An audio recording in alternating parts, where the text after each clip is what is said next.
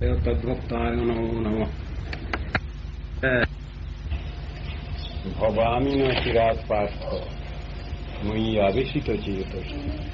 আমার প্রতি একনিবিষ্ট চিত্ত, আবিষ্ট চিত্ত ব্যক্তি, যিনি আমাকে ছাড়া কাউকে জানেন না, এই জগতে অন্য কোন রক্ষাকর্তা আর কেউ আছেন এটা যার বিশ্বাস নেই আমি ছাড়া, তার সব দায়িত্ব আমি নিয়ে নিচ্ছি অর্জুন। চিন্তার কোন কারণ নেই। ক্ষিপ্রং ভবতি ধর্মাত্মা শস্যচ্ছান্তিমিনি গচ্ছতি কৌন্তে অপ্রতিজানিহি নমে ভক্ত প্রণশ্যতি। আমার ভক্তের বিনাশ নাই অর্জুন, এটা তুমি প্রতিজ্ঞা করে বলো। অর্জুনকে দিয়ে প্রতিজ্ঞা করাতে চাচ্ছেন কেন? ভগবানের কি দায় পড়েছে? অর্জুন বলছেন ঠাকুর তোমার ভক্তের বিনাশ নাই এটা তুমি বলো, আমাকে দিয়ে প্রতিজ্ঞা করাতে চাও কেন তুমি?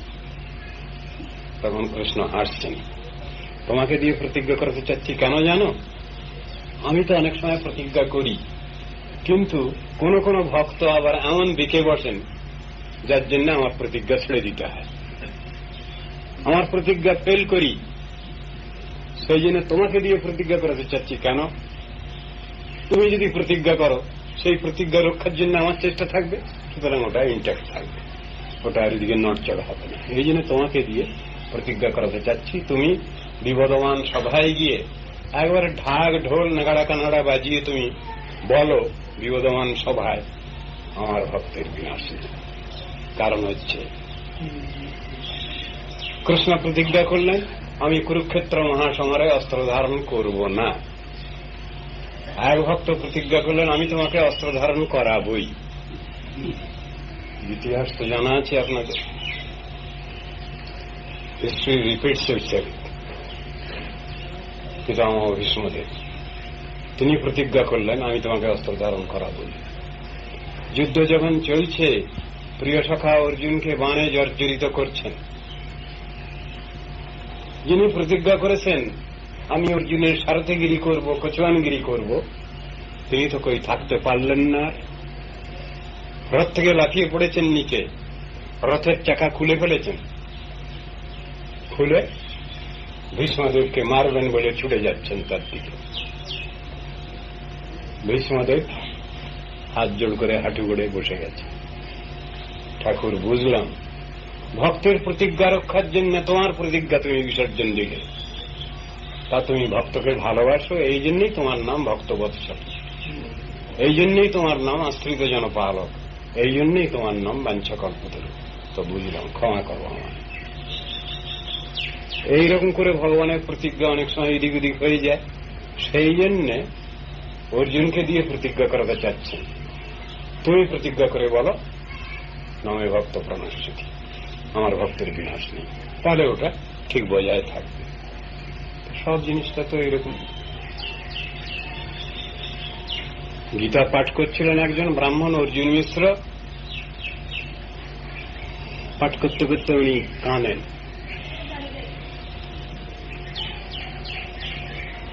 একটা শ্লোকের দুটো লাইন দেখে ওর একটু সন্দেহ হয়েছে, ভগবান এইরকম করেন? শ্লোকটা কি? অনন্যাস চিন্তয়ন্ত মান যে জনা পর্যুপাসতে তেষাং নিত্যাভিযুক্তানাম যোগক্ষেমং বহাম্যহম। এই শ্লোক।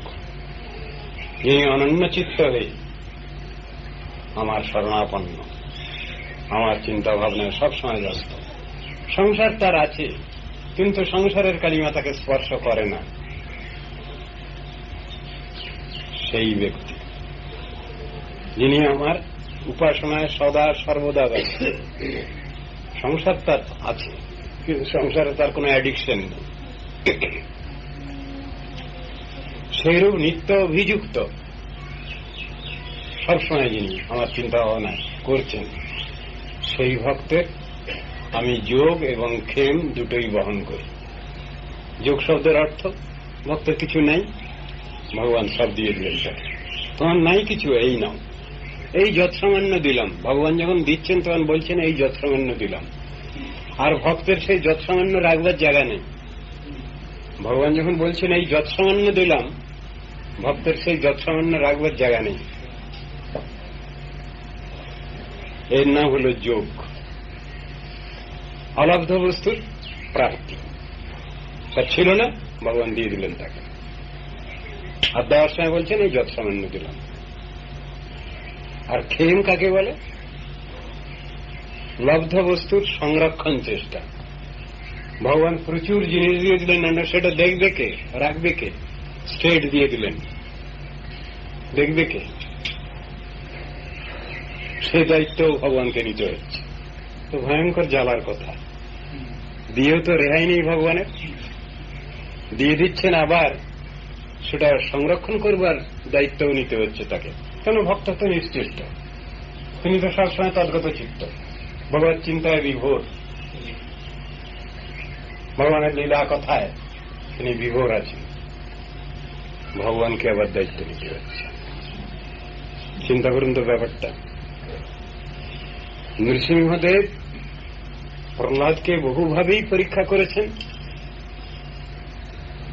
পরীক্ষায় তো পাশ করেছেন প্রহ্লাদ, সেই জন্য না নৃসিংহদেব এসেছেন তাকে রক্ষা করতে। পরীক্ষায় ফেল করা লোকের জন্য কি ভগবান আবির্ভূত হন কোথাও? ভগবান বিশেষ কৃপা দেখান কোথাও? কোথাও না। পরীক্ষায় পাশ করেছেন প্রহ্লাদ। হিরণ্যকশিপুকে সামনেই বধ করেছেন। প্রহ্লাদ হাত জোড় করে দাঁড়িয়ে আছে, তার কাছে কেউ যেতে পারছে না। সমগ্র জগৎ, ত্রিজগৎ এবারে কাঁপছে ভয়তে। দেখা গেল সে সময় তাকে কেউ রক্ষা করতে পারছে, সামাল দিতে পারছে না। ভগবান খুব ক্রুদ্ধ। সে মূর্তি কি উগ্রচণ্ড মূর্তি না নৃসিংহদেবের? ভীষণ মূর্তি। দেবতারা তার সামনে যেতে পারছেন না। লক্ষ্মী ঠাকুর দাঁড়িয়েছিলেন, দেবতারা বলছেন, মা তুমি তোমার প্রভুকে ঠান্ডা করো। আমি পারবো না বাবা, আমি পারবো না। তখন সবাই পরামর্শ করে ঠিক করলেন, যার জন্য ভগবানের এই মূর্তিতে আবির্ভাব তাকেই পাঠানো হোক। প্রহ্লাদের জন্যই তার এই মূর্তিতে আবির্ভাব। প্রহ্লাদকে বললেন, বাছা প্রহ্লাদ, তুমি তোমার প্রভুকে শান্ত করো।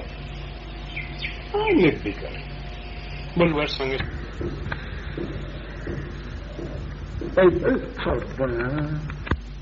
বাচ্চা ছেলে যেমন বাপের কাছে, গার্জিয়ানের কাছে এলে যেমন তার ভিতরে স্নেহ মমতার উদ্রেক হয়, সেই রকম ওকে দুই হাতে তুলে নিয়ে, ওকে তুলে নিয়ে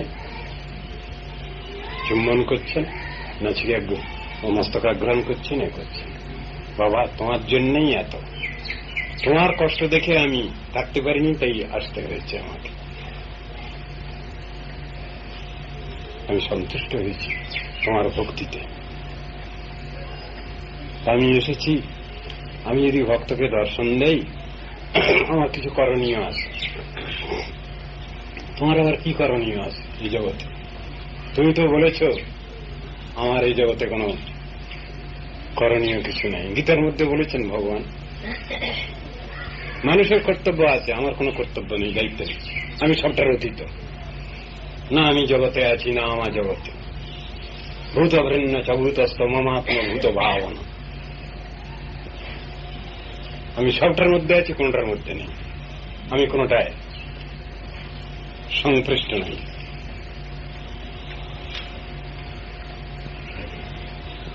প্রহ্লাদ কি বলছেন, বাবা আমার এক নাম বরদৌহ, বরদৌ ভগবান আমার এক নাম। ভক্তকে দর্শন দিলে আমি কিছু বর দেই, কিছু তাকে আশীর্বাদ করি কিছু। তা তুমি আমার কাছে চাও কিছু? প্রহ্লাদের হয়ে গেছে রাগ। কিরকম লড়াই, ভক্ত ভগবানের লড়াইটা কিরকম দেখুন।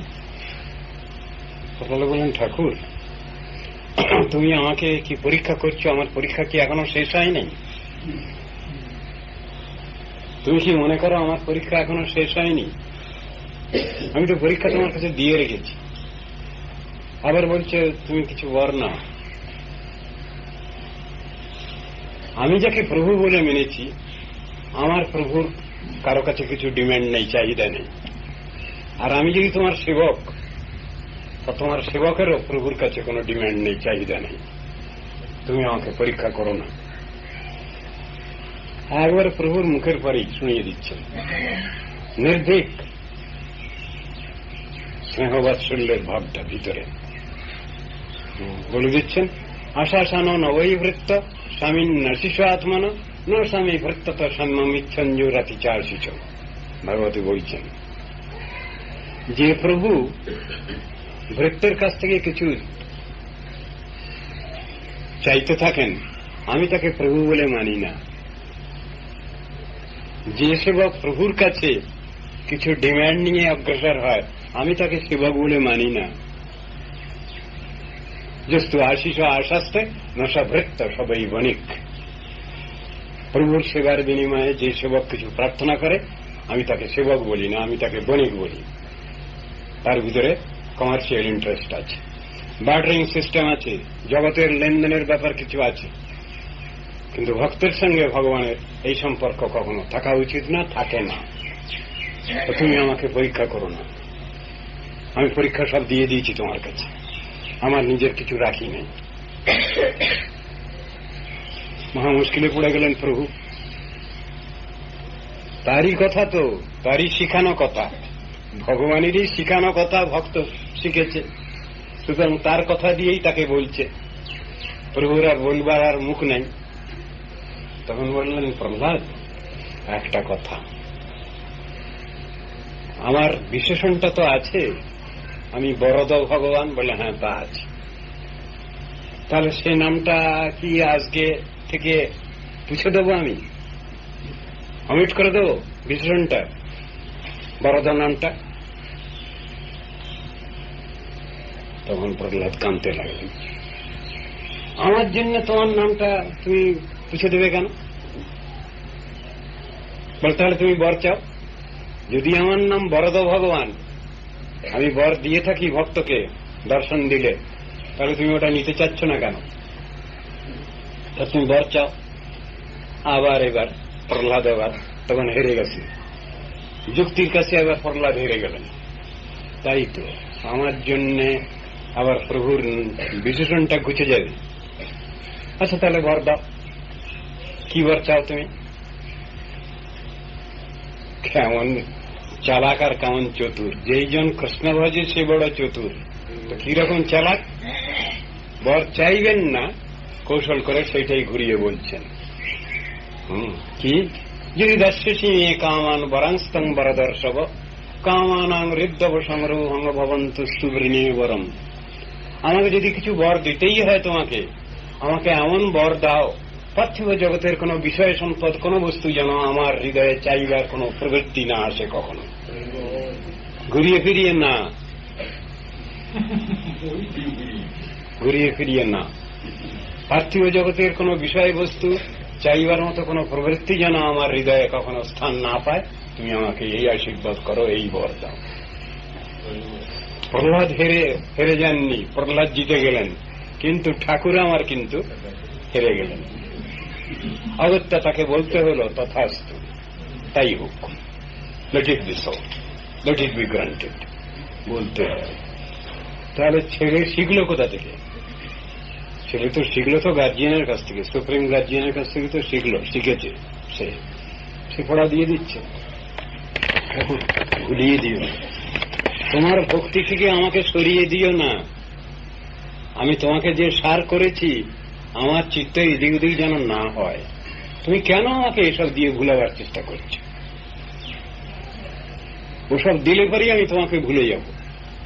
তো তুমি যদি আমার আশ্রয়দাতা, তুমি যদি আমার মঙ্গল বিধাতা, তাহলে কেন ওসব চিন্তা কেন তোমার? তখন ভগবান নৃসিংহদেব বলছেন, আমি যাকে কৃপা করি, দয়া করি,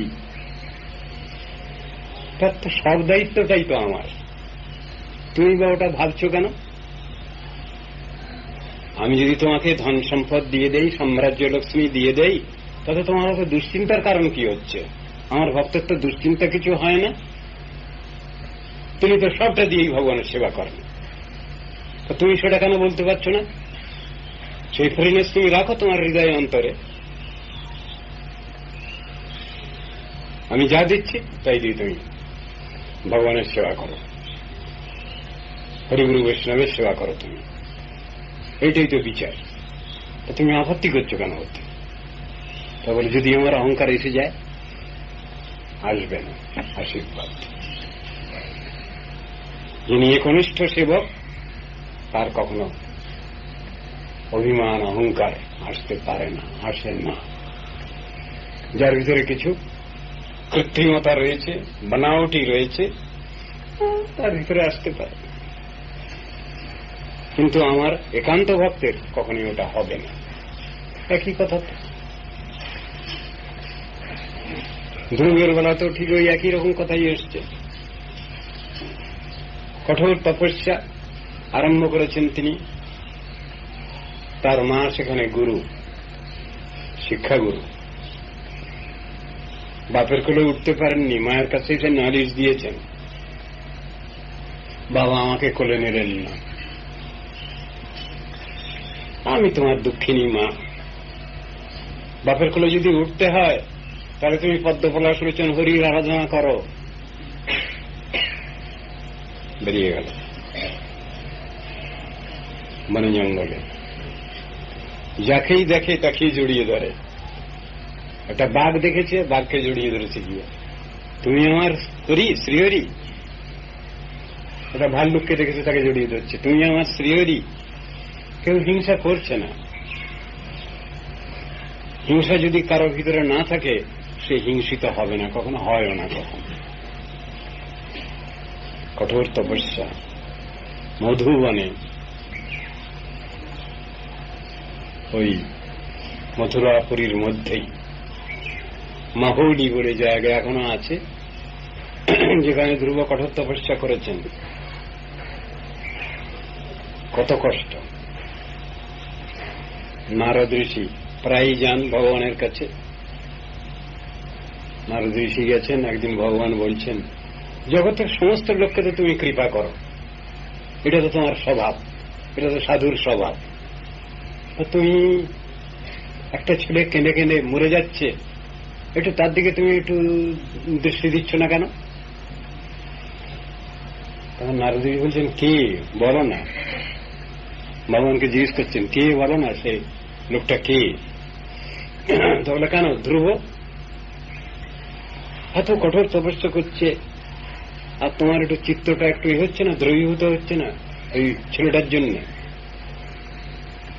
তা বললে, অত কথা ঘুরিয়ে বলবার দরকার নেই, সোজাসুজি বলো না কি করতে হবে আমাকে। তো যাও, ওকে কৃপা করো, দয়া করো, ওকে মন্ত্র দান করো। নারদ ঋষি এসেছেন, ওকে মন্ত্র দিয়েছেন। কত অক্ষরের মন্ত্র? 10 অক্ষর মন্ত্র। ওম নমো ভগবতে বাসুদেবায়, 12 অক্ষর মন্ত্র। এই মন্ত্র জপ করো ধ্রুব, তোমার সাধনের সিদ্ধি নেবে আসবে। সেই মন্ত্র জপ করতে লাগলেন ধ্রুব। পদ্মপলাশ লোচন শ্রীহরি এসে হাজির সামনে। ধ্রুব চোখ খোলো, খুলেই দেখেন ভগবান সামনে। ঠোঁট দুটো কাঁপছে, কিছু স্তব স্তুতি করতে যাবেন, কিন্তু বাচ্চা তো লেখাপড়া শেখেনি, স্তব স্তুতি কি করে করবে? ঠোঁট দুটো নড়ছে। ভগবান বুঝতে চাইলেন, বুঝলেন যে বাচ্চা কিছু বলতে চায়। শঙ্খ চক্র গদা পদ্মধারী ভগবান শ্রীহরি, এর প্রত্যেকটা সিম্বলের অর্থ আছে। ভগবানের হাতে যে শঙ্খ চক্র গদা পদ্ম আছে, প্রত্যেকটা সিম্বলের অর্থ আছে। তার শঙ্খ আছে ভগবানের হাতে, সেই শঙ্খ ধ্রুবের কপালে ঠেকিয়ে দিলেন। শঙ্খ মানে বৈদিক জ্ঞান। ওই কপালে শঙ্খ ঠেকিয়ে দেওয়ার সঙ্গে সঙ্গে বেদ, বেদান্ত, উপনিষদ, শাস্ত্র আলোচনার যত এই জ্ঞান ভান্ডার সব ঢুকে গেল ওর মধ্যে, সব লেখাপড়া হয়ে গেছে।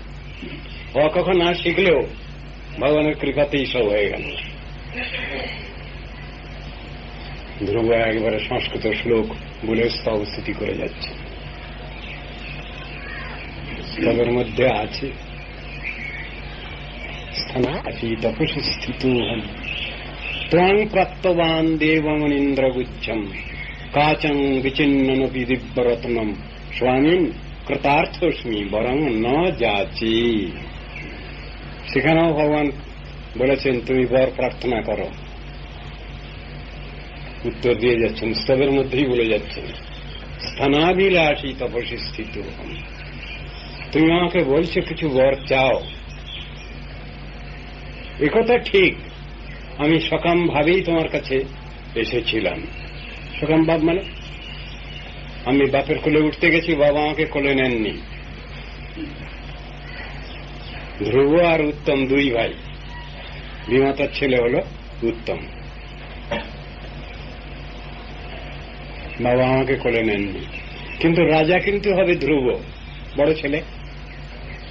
বাবা আমাকে কোলে নেননি। ক্ষত্রিয়ের বাচ্চা আমি, ভীষণ মানি, অভিমানী আমি। বাবা কোলে নিলেন না। মার কাছে এসে কান্নাকাটি করলাম। মা বলল পদ্মপলাশ রচন শ্রীহরির আরাধনা কর, তাহলে তোর সব লাভ হবে। মায়ের কথা শুনে আমি এসেছি। আমি সত্যিই বলছি, বাপের কোলে উঠব, সাম্রাজ্যের অধিকার পাব, এই জন্যই তোমাকে আমি প্রথম ডেকেছি। ত্বং প্রাপ্তবান দেবমনীন্দ্রগুচ্ছম। কিন্তু চেয়েছিলাম সামান্য বস্তু, বুঝতে পারিনি তো, তুচ্ছ বিষয় চেয়েছি তো তোমার কাছে। ত্বং প্রাপ্তবান দেবমনীন্দ্রগুচ্ছম, কিন্তু পেয়ে গেছি তোমাকে, দেবমনীন্দ্র বাঞ্ছিত ধন তোমাকে পেয়ে গেছি আমি হাতের মুঠোর মধ্যে। বাচ্চা ছেলেগুলো কি করে, সমুদ্রের ধারে সব রং বেরঙের সব ঝিনুক পাওয়া যায়, সেইগুলো গিয়ে সমুদ্রের ধারে কুড়াতে থাকে। তা আমিও ওই রকম ধরনের সব ঝিনুক কুড়াচ্ছিলাম, রং বেরঙের সব পেবলস, পাথরের টুকরা সব কুড়াচ্ছিলাম সব। কিন্তু পেয়ে গেছি দিব্যরত্ন তোমায়। কাচং বিচিন্ননপি দিব্যরত্নম, দিব্যরত্নের স্বরূপ তোমাকে আমি পেয়ে গেছি, দর্শন তোমার। স্বামী কৃতার্থস্মি বরং ন যাচি। প্রভু, আমার সব পাওয়া হয়ে গেছে, আমি কৃতকৃতার্থ, আমার জীবন ধন্য হয়েছে, আমার আর কোন প্রাপ্তিতে আশা নাই। যস্মিন প্রাপ্তে সর্বমিদং প্রাপ্তং ভবতি, যস্মিন জ্ঞাতে সর্বমিদং জ্ঞাতং ভবতি। যাকে পেলে সব পাওয়া হয়, যাকে জানলে সব জানা হয়, সেই বস্তু তো তুমি। তো তুমি ধরা দিয়েছ, সেই জন্যই আমি তোমাকে পেয়েছি। তোমার কৃপাতেই এটা সম্ভব হয়েছে, এতে আমার কোনো বাহাদুরি নাই, সবটাই তোমারই বাহাদুরি। ঠাকুর, তোমার নাম জয়যুক্ত হোক, তুমি জয়যুক্ত হও, আমার কোনো বাহাদুরি নেই, আমি তোমার কাছে কোনো কিছু চাই না। সেখানেও ধ্রুবকে বললেন ভগবান, না তোমাকে নিতে হবে, কিছু নিতে হবে। আমি তো তোমায় ভুলে যাব না, ভুলবে না। আমার ভক্তের অবস্থা আসেই না। যদি তিনি সত্যি সত্যি যদি আমার প্রতি ভক্তিমান, তাহলে তার তো অহংকার নেই, অহংকার আসবে না, তোমার কোন অভিমান অহংকার আসবে না। তো ধ্রুবকে তো দিয়ে দিলেন, সাম্রাজ্য লক্ষ্মী দিয়ে দিলেন। ধ্রুব তো তাই দিয়েই তো রাজ্য শাসন করেছেন, সবকিছু করেছেন, কর্তব্য দায়িত্ব পালন করেছেন। সবটার মধ্যে তো শিক্ষা আছে। মানুষ যদি শিক্ষাটা নেয়, অসুবিধা কোথায়? অসুবিধা তো নাই। আমরা সামান্য সামান্য জিনিস পেয়ে ভগবানকে ভুলে যাচ্ছি, আর সাম্রাজ্য লক্ষ্মী যিনি দিয়ে দিচ্ছেন, তার পক্ষে কিছুই না। ভগবান যখন দিচ্ছেন তখন বলছেন, এই না যত সামান্য জিনিস তোমায় দিলাম। আছে না ওই ইয়েতে, ওই কৃষ্ণ সুদামা উপাখ্যানের মধ্যে, ভিক্ষা জুটছে না, খাওয়া জুটছে না, ঠাকুরের ভোগ হচ্ছে না, এমনই অবস্থা।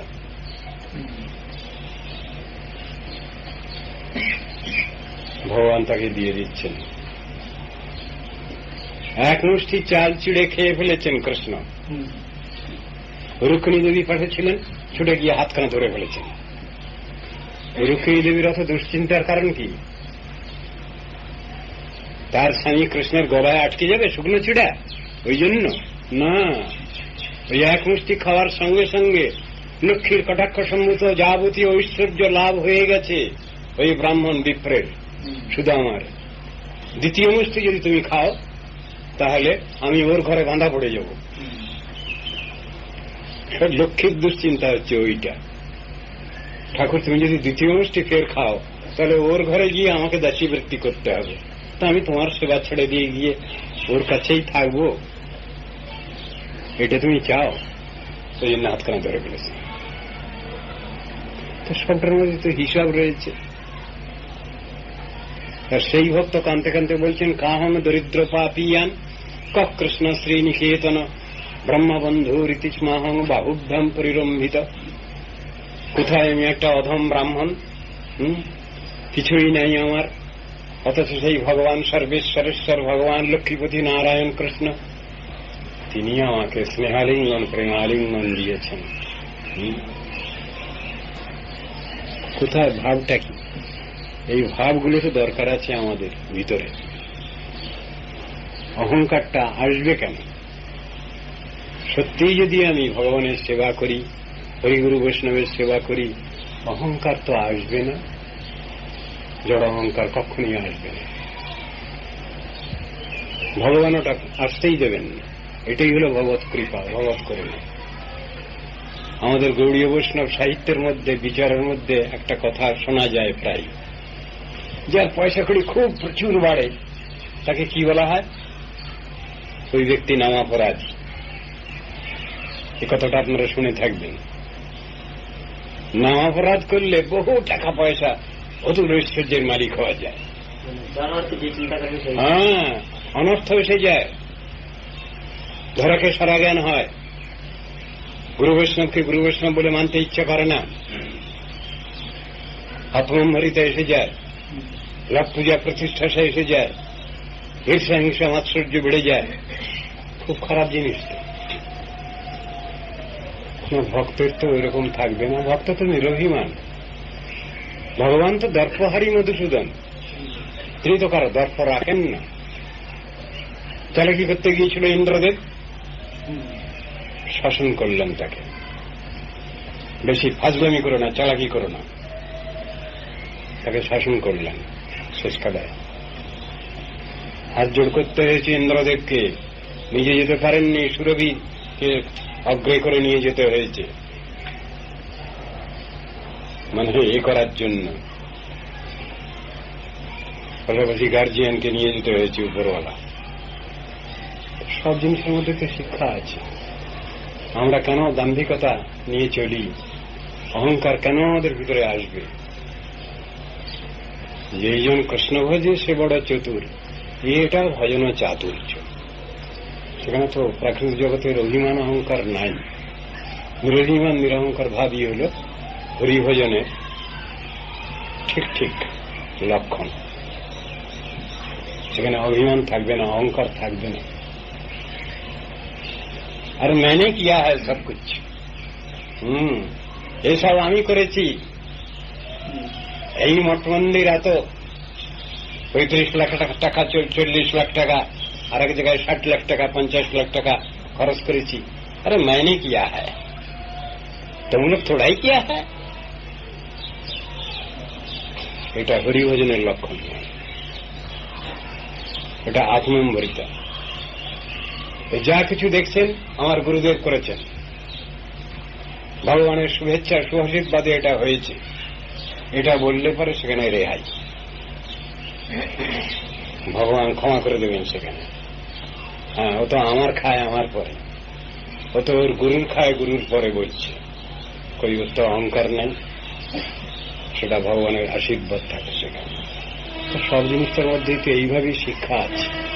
সেই শিক্ষাটা আমরা নিতে পারছি কই? সে শিক্ষা নিতে পারলে তো হয়। আকবর বাদশাহ, যুদ্ধ হচ্ছে, রাজপুত সৈন্যদের সঙ্গে। ও বইখানা তোমরা পড়েছ কিনা? বইখানার নাম হল টেলস অফ রাজপুত শিভ্যালরি। পড়নি? এই বইখানা লেখা হয়েছে উইলিয়াম জেমস টড, তিনি ফরেনের লোক।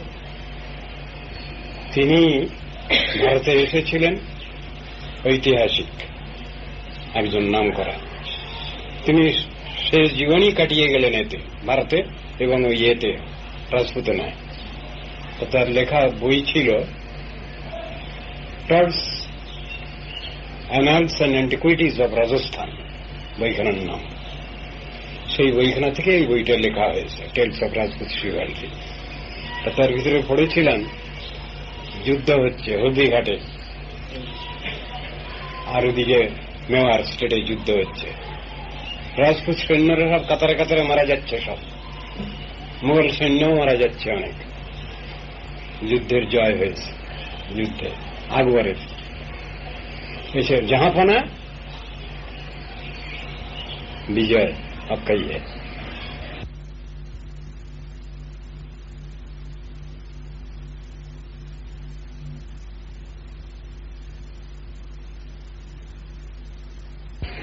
হ্যাঁ, একবার তখন শুনে কাঁদছেন তিনি। কেন? জয় আমার কি হবে? জয় যদি হয়েছে তো সর্বশক্তিমান আল্লাহ ভগবানেরই জয়, আমার কিসের আবার জয়? তখন সব কাজ ছেড়ে দিয়ে হাত মুখ ধুয়ে তিনি নামাজ পড়তে বসে গেছেন। নামাজ পড়তে বসে গেছেন। নামাজ পড়া মানে ভগবানের প্রার্থনা। তো নামাজের সেখানে ট্রান্সলেশন রয়েছে, O my soul, how long wilt thou continue to take pleasure in sin? Repentance is unpalatable. Tested thy defilement from sin. নামাজের অর্থ খুব সুন্দর।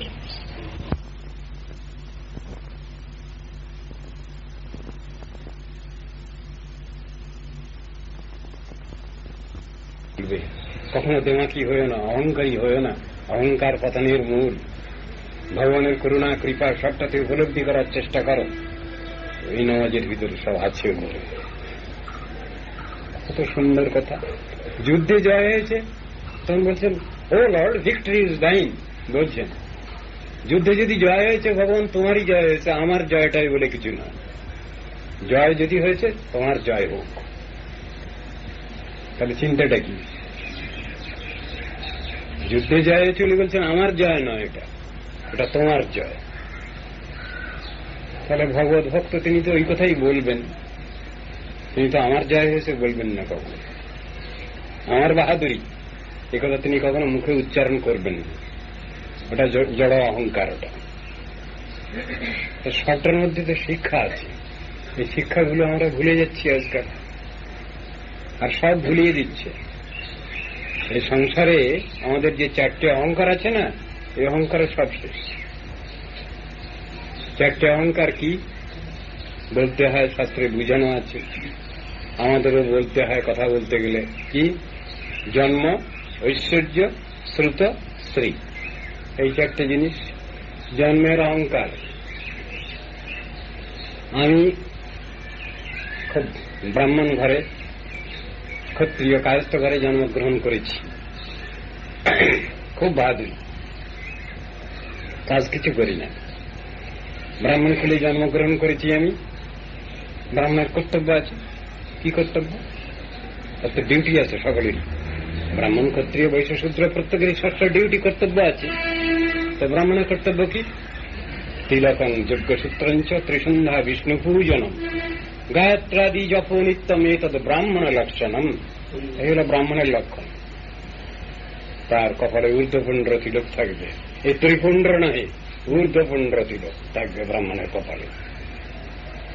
যজ্ঞসূত্র থাকবে। আপনারা দূর সূত্র মতো রেখে কি হবে?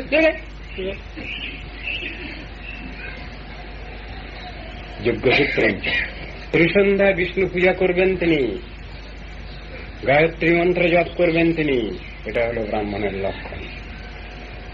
প্রত্যেকের লক্ষণ তো এরকম শাস্ত্রে বর্ণনা করা হয়েছে। যদি না করে তাহলে তার কি পরিচয়? মুচি হয়ে সূচি হয় যদি হরি ভজে, সূচি হয়ে মুচি হয় যদি হরি ত্যাজে। কথাগুলি তো বুঝানো আছে। চণ্ডালোকি দ্বিজশ্রেষ্ঠ হরিভক্তি পরায়ণ, হরিভক্তি বিহীনস্তু দ্বিজোপি সপচাধম। বহুতর শ্লোক তো বলা আছে, সেগুলো তো বুঝতে হবে। শাস্ত্রের বিচারগুলো তো রয়েছে, কাজটা তো আমাকে করতে হবে। জন্মের অহংকার ধুয়ে খাও, জন্মের অহংকার ঐশ্বর্য। হ্যাঁ, গোটা ভারতবর্ষকে কিনে নিতে পারি আমি, গোটা পৃথিবীকে কিনে নিতে পারি। অহংকার হবেটা কি তোমার? শ্রুত পাণ্ডিত্য মশায় রেখে দেন, ওসব আপনাদের ওসব কপচানো কথা রেখে দেন। কত বই পড়লাম, কত এ করলাম, আর হ্যাঁ মশাই আমি এমএ পিএইচডি পিআরএস। বাবা, ভয়ঙ্কর ব্যক্তি তো আপনি। সব জেনে ফেলেছি, সব জানতাম, তার সব জানা হয়ে গেছে। যোগীগণ যারে ধ্যানে নাহি পায়, সে হরি বঞ্চিত হলে কি হবে উপায়। ইয়ং ব্রহ্মা বরুণেন্দ্র রুদ্রমূর্তস্তন্নন্তি দিব্যৈস্তবৈ, বেদৈষাঙ্গ পদক্রম উপনিষদের গায়ন্তি জং সামগা, ধ্যানাবস্থিত তদ্গতিন মনসা পশ্যন্তি জং যোগিনো যশন্তং ন বিদো সুরাসুরগণা দেবায় তস্मै নমঃ। কৃষ্ণকে প্রণাম করছেন ভাগবতে। যোগী ঋষিগণ তারাও যাকে ধানে পাচ্ছেন না, তারাও কান্নাকাটি করছেন। আর সব জেনে ফেলেছি আমি, না? কত বাহাদুর। ব্রহ্মা শিবাদি দেবতা কান্নাকাটি করছেন, ঠাকুর তোমার মহিমা বুঝতে পারলাম না। 4 মাথা দিয়েছেন ব্রহ্মাকে। ব্রহ্মাজি বলছেন 4 মাথা নিয়েও সব ভুল করে ফেললাম আমি। আমার মতো এমন হতভাগা কেউ আছে? ভগবান, তুমি তোমার তত্ত্ব জানবার জন্য, বুঝবার জন্য আমাকে চতুর্গুণ বুদ্ধি দিয়েছ। তুমি চতুর্গুণ মানে অলরাউন্ড, অল স্কয়ার। চতুর্গুণ মানে পূর্ণ দর্শনটা। কাশীপুত্রা এখানে এসে হাজির হয়েছে। আচ্ছা, এতক্ষণ দেখিনি। তো 4 মাথা মানে কি? পুরো সার্কেলের জ্ঞান, পূর্ণ বৃত্তের জ্ঞান। রাইট অ্যাঙ্গেল হয় কত ডিগ্রিতে? 90 ডিগ্রিতে। 490 কত হয়? 360 ডিগ্রি। এই 360 ডিগ্রি হলে পুরো বৃত্তের জ্ঞানটা। তা চতুর্মুখ ব্রহ্মাকে তিনি পূর্ণ দর্শন, পূর্ণ জ্ঞান দিয়েছেন ভগবান।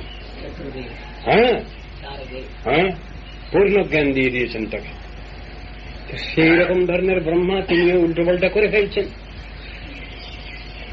ভগবান লীলা করছেন, গোবৎস চড়াচ্ছিলেন, বস্ত্রগুলোকে সব লুকিয়ে ফেললেন। আমার প্রভু উপরওয়ালা দূর এসব কি করে, সব লুকিয়ে ফেলেছেন। সখাগণকে লুকিয়ে ফেলেছেন,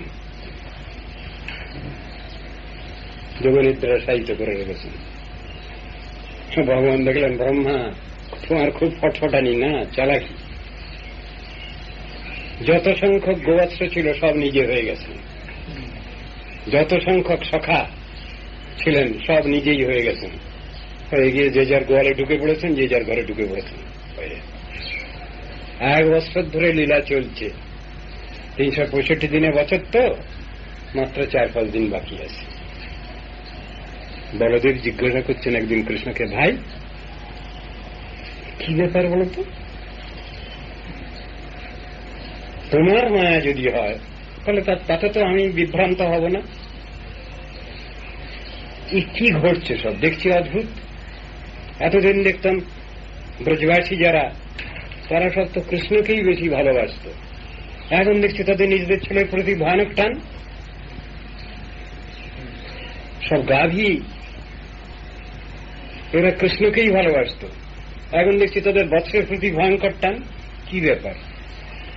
কৃষ্ণ একটু হাসলেন। দাদা, তাহলে বুঝতে পেরেছ না? একদিন তো তুমি জানোনি আমার সঙ্গে, সেই দিন ব্রহ্মা চালাকি করেছে আমার সঙ্গে। আমার গোবৎস, আমার সখা সব লুকিয়ে ফেলেছে। তা আমি তো সব হয়েছি এসব, বুঝতে পারছো না তুমি? বলে হ্যাঁ, তা তো আমি একটু বুঝতে পারছি। বলে আমি সব সখা হয়ে সব ঘরে ঘরে ঢুকে গেছি, ব্রজবাসীদের গোপীগণের ঘরে ঢুকে গেছি, আর আমি গোবৎস হয়ে সব গোয়াল ঘরে ঢুকে গেছি। সেই জন্যই তো ওদের টানটা বেড়েছে। বুঝলাম। সব জিনিস তো এইরকম। ব্রহ্মা পরে ক্ষমা চাইছেন। নূতন সেক্ট কোথা থেকে এলো? আমি তো সব তাদের তো ঘুম পাড়িয়ে রেখেছি। গিয়ে দেখলাম সেখানে তারা ঘুমিয়ে আছে। ভয়ঙ্কর ব্যাপার, অপরাধ করে ফেলেছি। কান্নাকাটি, নাক্কানওয়ালা ভগবান কাছে বলছেন, সব তো দিয়েছিলে ঠাকুর, তথাপি তে দেব পদাম্বুজদ্দয়া প্রসাদ লেশানুগৃহীত এবহি জানাতি তত্ত্বং ভগবান হিম্ন ন চান্নয় কোপি চিরং বিচ্ছিন্ন জানন্ত এব জানন্ত কিং ভোক্তা নমে প্রভু মনসো বপুষো বাচো বৈভবং তব গোচরণ। কায় মনোবাক্যে আমি তোমার লীলা বুঝতে পারি নাই ঠাকুর, ক্ষমা করো। বাচ্চা ছেলে অনেক দুষ্টুমি করে, অন্যায় করে ফেলে গার্জিয়ানের কাছে, আমি ওরকম করে ফেলেছি, আমাকে ক্ষমা করো। নারায়ণস্তম নহি সর্বদেই জ্ঞান। আমার যিনি উপরওয়ালা তিনি হলেন নারায়ণ, তুমি তো তারও উপরওয়ালা, ঠাকুরদাদার ঠাকুরদাদা। ক্ষমা করো, ক্ষমা চাইছি। শিব ঠাকুরও কতবার নাক্কানওয়ালা খাচ্ছেন, ভুল করে ফেলছি। এই তত্ত্ব দর্শন এইরকম। আর আমরা সব বুঝে ফেলেছি, সব জেনে ফেলেছি। আমাদের কত অহংকার, সব জানতার দল। আর রূপগৌরব, এটা তো মায়েরা একটু বোঝেন বোধ হয়। যার রূপ একটু আছে, একটু কালো লোক হলে বা নাকটা একটু চ্যাপটা হলে, এ হলে ছেঁদি কোথাকার, তেলে ভূত কোথাকার, অহংকার। এই চারটে জিনিসের দ্বারা কখনো ভগবানকে পাওয়া যায় না। বাধা, ভগবত সাধন ভজনে বাধা। আরো কিছু বাধা আছে, শুনুন। ভ্রম, প্রমাদ, করণাপটক, বিপ্রলিপ্সা, এই আরো চারটে দোষ আছে বদ্ধজীবের। বদ্ধজীব মাত্রই থাকে। ভ্রম মানে এক বস্তুকে আরেক বস্তু বলে মনে করা। রজ্জুতে সর্প ভ্রম, সর্পে রজ্জু ভ্রম। অন্ধকার রাস্তায় যাচ্ছি, একটা সাপ পড়ে রয়েছে রাস্তায়, যেই পা দিয়ে দিলাম কামড়ে দিল আমাকে, মৃত্যু হলো, না হয়তো অনেক কষ্ট। আবার কখনো উল্টোটা হচ্ছে, একটা রশি পড়ে আছে, আমি সাপ সাপ করে চিৎকার করে উঠছি, লাইট এনে দেখা গেল একটা রশি পড়ে আছে, একটা দড়ি পড়ে আছে। দুরকম ভুলই হচ্ছে। বস্তুতে অবস্তব জ্ঞান, অবস্থিত বস্তব জ্ঞান, এই ভুল হচ্ছে আমাদের সবসময়। প্রমাদ, প্রমাদ কাকে বলি? নামেতে অনবধান হয় অপরাধ, তাহাকে পুরাণ কর্তা বলেন প্রমাদ। অনবধান, হরিনাম করছি, করতে করতে মনটা বম্বে, দিল্লি, ম্যাড্রাস একবার ঘুরে চলে এলো। বা পইতে ধরে আন্নিক করতে বসেছি, দুনিয়াটা একবার ঘুরে চলে এলো, আর রাশিয়া আমেরিকাটিকে ঘুরে টুরে চলে এলো একবার। পইতে কিন্তু ধরাই আছে হাতে। একে বলে প্রমাদ, অনবধান, অন্যমনস্ক ভাব, ইনঅ্যাটেন্টিভনেস, মধ্যজীবের স্বভাব। তারপরে তৃতীয় দোষ হল করণাপটক, মানে ইন্দ্রিয়ের অপটুতা। চোখ আছে, তার একটা রেঞ্জ রয়েছে, সে রেঞ্জের বাইরে কিছু দেখতে পায় না। কান আছে, তার একটা রেঞ্জ আছে, সে রেঞ্জের বাইরে সে শুনতে পায় না। আমাদের যেসব ইন্দ্রিয় বৃত্তি আছে, এই সবগুলোই defective. All these are defective organs. তো এই নিয়ে কি করব? বাহাদুরি তো খুব, সব জেনে নিচ্ছি, সব বুঝে নিচ্ছি, কিন্তু জিনিসকে যা আছে সম্বল সব ডিফেক্টিভ, যন্ত্রগুলো সবই ডিফেক্টিভ। অত ফটাং ফটাং বাহাদুরি কিসে? ভগবানের এক নাম হলো ঋষিকেশ, তাই না? মানে কি? ঋষিকা মানে হলো ইন্দ্রিয়, ইন্দ্রিয় বৃত্তি, আর ঈশ্বর তার উপরওয়ালা মালিক। তা ভগবানের নাম ঋষিকেশ কেন হলো তাহলে? অপ্রাকৃত ইন্দ্রিয়াধিপতি ভগবান, তার থেকেই অর্গানগুলো আমরা পেয়েছি। এই চক্ষু কর্ণনাসিকা জিহ্বা ত্বক বাক পানি পাদ বায়ু উপস্থ মন বুদ্ধি অহংকার সব ওইখান থেকেই এসেছে, জেনারেটেড। কিন্তু কাজের বেলায় তাকে ফাঁকি দেয়, কলা দেখায়। তিনি তো সবটার মালিক, উপরওয়ালা, সেই জন্য তার নাম ঋষিকেশ। ওই যে গীতার মধ্যে আছে, স্থানে ঋষিকেশ তব প্রকৃতিয়া। ঋষিকে গোবিন্দ সেবা নাথ জীব দেবী দেবা ইহ ভক্তি পরম কারণ। কেন বললেন নরোত্তম ঠাকুরের কথা? একথা নরোত্তম ঠাকুরের প্রার্থনার মধ্যে কেন এলো কথাটা? ঋষিকে গোবিন্দ সেবা। হে ভগবান, তোমার কাছ থেকে যে ইন্দ্রিয় বৃত্তি পেয়েছি আমি, এটার বেস্ট ইউজ করবো, আমি এটা সদ্ব্যবহার করব, তোমার চিন্তা ভাবনা আমি রাখবো। সবকিছু প্রতিজ্ঞা করছেন। দুটো দামাল ছেলে, কার? কুবেরের, নলকুয়ার মণিগ্রীব, এই দুই দামাল ছেলে কোমরে দড়ি বেঁধে দিয়েছেন। টানতে টানতে টানতে টানতে গিয়ে জঙ্গলার্জুন বৃক্ষতে বাদিয়ে দিয়ে টান মারলেন। ঝড় নেই, কিছু নেই, মড়মড় করে পড়ল, দুপুরে পড়ল। সেইখানে ভগবানের পাদস্পর্শ পেয়ে নলকুবের এবং মণিগ্রীব যে হয়েছিল জঙ্গলার্জুন বৃক্ষরূপে, মূর্তি ধারণ করে স্তবস্থিতি করছে। সেই স্তবের মধ্যে আছে, হে ভগবান, তোমার একান্ত ভক্ত যে নারদ ঋষি, তিনি যে কেমন দয়ালু, কৃপালু, অস্থিত বৎসল, বুঝতে পেরেছি আমরা। প্রথমে একটু রাগ হয়েছিল বটে, কিন্তু পরে বুঝলাম এরকম দয়ালু তো কেউ হন না। পরে বুঝতে পেরেছি।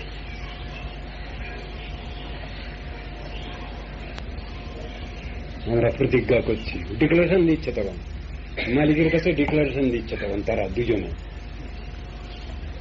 লোকটা কি? শির নিবাস জগৎ প্রণামে দৃষ্টি শতাঙ্গ দর্শনেস্তু ভবত্তনূনম। মাথাটা দিয়েছ ভগবান তোমার শ্রীপাদ পদ্মে, তোমার ভক্তের শ্রীচরণে অবনত থাকল। কান দিয়েছ, তোমার কথা গুণগানেতে নিযুক্ত করলাম। শ্রবণ দিয়েছ, তোমার শ্রীমূর্তি দর্শনে নিযুক্ত করলাম। সবগুলো বলে যাচ্ছেন।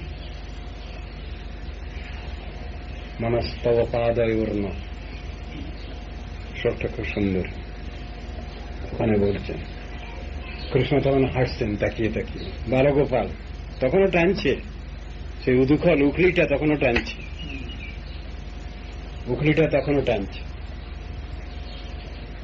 তারপরে তিনি বলছেন, হ্যাঁ, প্রথমে আমার ভক্ত নারদ ঋষির করে তোমরা একটু অসন্তুষ্ট হয়েছিলে, সেটা বুঝতে পেরেছি আমি, কিন্তু এখন তোমাদের ভুল ভেঙে গেছে না? হ্যাঁ, এখন বুঝলাম যে তোমার ভক্তই আমাদের একমাত্র রক্ষা করবে, এটা বুঝে গেছি। আমাদের সব দোষ ত্রুটি ক্ষমা করো, আর আমরা কি করব অনুমতি কর, কি করব আমরা? তখন বলছেন, তোমরা এখন স্বর্গে যাও, কিন্তু আমার প্রতি তোমাদের যে প্রেমাঙ্কুর উৎপন্ন হয়েছে এটা কখনোই নষ্ট হওয়ার নয়। ভগবানে যার প্রেমাঙ্কুর উৎপন্ন হয়েছে তার কি এই স্বর্গ লাভ হয়? প্রাকৃত স্বর্গ, বৈকুণ্ঠ গতি ভগবান পাঠিয়ে দেবেন সেখানে। ধনকুবেরের ছেলে যাওয়ার কথা, তাদের স্বর্গে টর্গে যাওয়ার কথা, কিন্তু যাচ্ছেন না তো সেখানে। উত্তরের সঙ্গে দিশি বলা আছে, উত্তরের দিক। উত্তরের দিক কোনটা? কম্প্রেসর কাটা উত্তরের দিকে থাকে না? কম্প্রেসর কাটা কোন দিকে থাকে? উত্তর দিকে থাকে না? নর্থ সবসময়। মেরিনার্স কম্পাস কাটাটা উত্তরে থাকে সবসময়। ওই দিকে নাবিকগণ সব দিক ঠিক করে সমুদ্রে। উত্তরের সঙ্গে দিশি কেন বলা আছে ভাগবতে? উত্তর দিকে গেল তারা। বৈকুণ্ঠে যাওয়ার পথ উত্তর দিক, উত্তরাখণ্ড, উত্তরামার্গ। না, স্বর্গে যাবে কেন? স্বর্গ তো দুদিনের ব্যাপার। এই যারা এই সংসারে কাজ টাজ করে, কিছু পুণ্যি টুন্নি করে, তার ফলে তারা স্বর্গে যায়। ইভেন স্বর্গ কেন, ব্রহ্মলোক পর্যন্ত। ভূলোকে বাস করছি আমরা, এর উপরে হল ভূবলোক। ভূবলোক মানে পিতৃলোক। থার্ড ডাইমেনশনে হল স্বর্লোক, স্বর্গ। তারপরে মহাজনা তপ সত্য। এই সত্য লোক হল আমাদের ব্রহ্মার সিট। লোকপিতামহ ব্রহ্মার স্থান হল সত্যলোক। তিনি ওইখানে থেকে 14 ভুবনকে কন্ট্রোল করছেন। ভূর্ভুবস্বর মহাজনা তপ সত্য তল অতল নিতল সুতল তলতল রসাতল সাতল, এই 14 ভুবনকে কন্ট্রোল করছেন। তারপরে বিরজা, যেখানে প্রকৃতির সৃষ্টি 17তম গুণ সাম্যাবস্থা লাভ করেছে। তারপরে বৈকুণ্ঠ লোক। বৈকুণ্ঠের মধ্যে আবার উন্নততর উন্নততম প্রকোষ্ঠ। যারা রাধা গোবিন্দের সেবা যারা করেন, তারা রাধা গোবিন্দের সাক্ষাৎ সেবা পেয়ে যান। কথা লেখা আছে শাস্ত্র, কিন্তু অধিকার অনুসারে। সকলের অধিকার সমান না। শান্তদাস্যের সূক্ষ্ম বাৎসল্য মধুর, এই সব রসে সকলের সমান অধিকার নাই, হবে না। মূলেতে জীবাত্মার স্বরূপে যার যে রস আছে, সেই রস সর্বোত্তম। কথা হল এই, একজন শান্ত রসের সেবক তিনি কখনো ডাইভার্টেড হবেন না দাস্য রসে। একজন দাস্য রসেই সেবক আত্মার স্বরূপে যদি তার সেই রস আছে, তিনি কখনো এই রসেতে বাৎসল্য রসের অধিকার পাবেন না। এ কথাই লেখা আছে। স্বস্যাধিকারে যা নিষ্ঠা সগুণ পরিকীর্তিত, ভাগবত শ্লোক। স্বীয় অধিকার নিষ্ঠা বিচার করতে হবে, শাস্ত্রে বুঝানো আছে। আর এটার বিপর্যয় হল দোষ, আর ওর স্বীকৃতি মেনে নেওয়াটাই হল গুণ। উল্টোপাল্টা বললে হবে না। একজন দাস্যরসের সেবক বা সেবিকা তিনি মধুর রতিতে কখনো সেবা পাবেন না, পেতে পারেন না। ওটা হবে না, চেঞ্জ হয় না, ওভাব চেঞ্জ হবে না। স্পেশাল রূপে কখন? আর স্পেশাল রূপে যদি হয়, তার ভিতরে আছে ওটা, হয়তো প্রস্ফুটিত হয়নি, প্রকাশিত হয়নি, সেটা প্রকাশিত হলো, এমন ব্যাপার শিখেছ হবে, কিন্তু আদপেই নেই। সুরকিকে তুমি পেশাই করো, তার থেকে তেল বেরোবে কেন? আমাদের তেল নাই। তৈল উৎপাদিত হওয়ার পটেন্সি শক্তি ওর ভিতরে নাই, কিন্তু তেল যার থেকে হবে সেই জাতীয় জিনিসকে পেশাই করলে তেল পাওয়া যাবে। সর্ষে পেশাই করলে তেল পাওয়া যাবে, মুংফলিকে পেশাই করলে তেল পাওয়া যাবে, নারিয়েলকে পেশাই করলে তেল পাওয়া যাবে, তিলকে পেশাই করলে তেল পাওয়া যাবে। যদি যদ্যপি তিল থেকেই তৈল। বস্তু উৎপাদিত হওয়ার পটেন্সি যার মধ্যে আছে, তার থেকে সেই জিনিসটা পাওয়া সম্ভব। কার্যকারণবাদ, কজ অ্যান্ড ইফেক্ট থিওরি নিয়ে আলোচনা করা হয়েছে দার্শনিক জগতে। উল্টো পাল্টা বললে তো হবে না। বস্তুর মধ্যে সে ভাবটা তো থাকা চাই, তবে তো তার থেকে আমি কিছু পেতে পারি। ওই সেদিন কথা হচ্ছিল, কোথায় ওটাও শিলিগুড়িতে।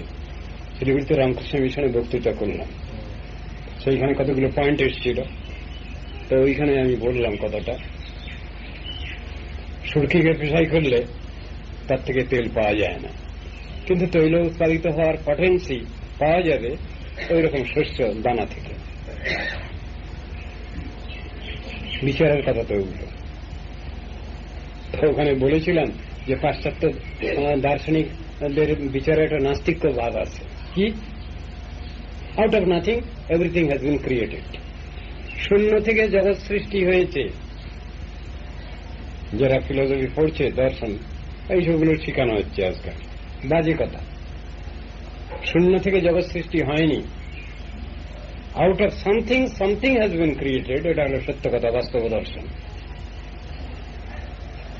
আমি ওই জিনিসটা খুঁজতে খুঁজতে দেখলাম কি, অক্সফোর্ড ডিকশনারি চেম্বার্সের মধ্যে পেলাম গীতার শ্লোকের কোটেশন। না শত বিদ্যতে ভাবো, না ভাবো বিদ্যতে শত, ওই শ্লোক পেলাম। আমাদের বারে তো আচ্ছা বিচার নিয়েছে, ইংরেজির নাম করা ভোকাবুলারি তার মধ্যে এসে গেছে বিচারটা, আর বেশ সুন্দর দিয়েছে। সেখানে দিয়েছে out of something something comes, out of nothing everything has been created. একটা বাজে কথা, একটা অযৌক্তিক কথা। সেটা প্রমাণ দিয়েছে গীতার ওই শ্লোক, না শত বিদ্যতে ভাব। আর সত্যি তত্ত্ব দর্শনও তাই। তার মানে পজিটিভ সামথিং থেকে জগৎ সৃষ্টি হয়েছে, নেগেটিভ থেকে জগৎ সৃষ্টি হয়নি, পজিটিভ থেকে। আর সেই কথা গীতা ভাগবতের মধ্যে সব জায়গায় লেখা আছে, প্রমাণ করতে পারা যায়। মাকিজি mention those shlokas.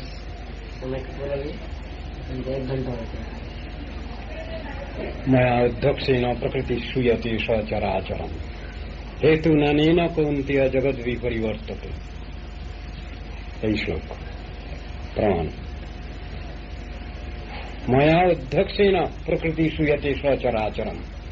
Under my guidance প্রকৃতি can do something, nature can create something. ওই কথা বলছি, আন্ডার মাই গাইডেন্স। ভগবানের গাইডেন্স বাদ দিয়ে কিছু হবে না, চলবে না। প্রকৃতিবাদী বলছেন প্রকৃতি থেকে জগৎ সৃষ্টি হচ্ছে, কিন্তু পুরুষের সাহায্য ছাড়া চলবে না। ওইখানে বুঝিয়ে দিয়েছেন।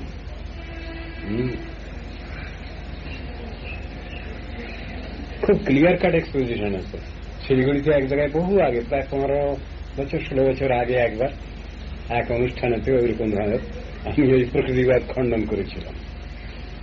সেখানে আমি বললাম, মম যোনির মহৎ ব্রহ্ম তস্মিন গর্ভং দদাম্যহম সম্ভব সর্বভূতানাং ততো ভবতি ভারত।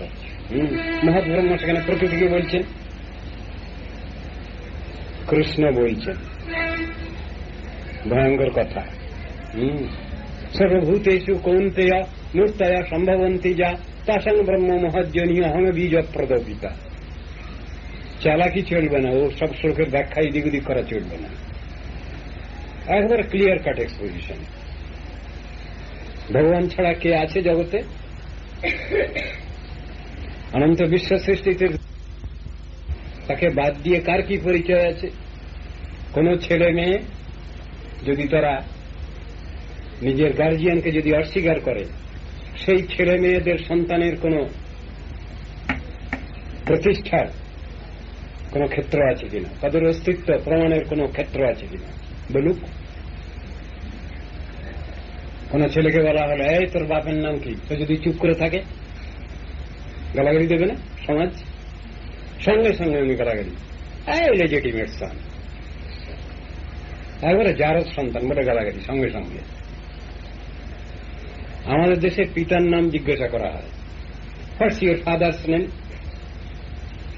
বলা হল। পাশ্চাত্য দেশে ফাদারের ঠিক নেই তো, সেজন্য ওদের মাদারের সম্পর্ক, মায়ের ঠিকানা, মায়ের সম্পর্ক। এইসব জিনিসগুলো বুঝবার আছে। ওদেশে আবার এটা অফেন্স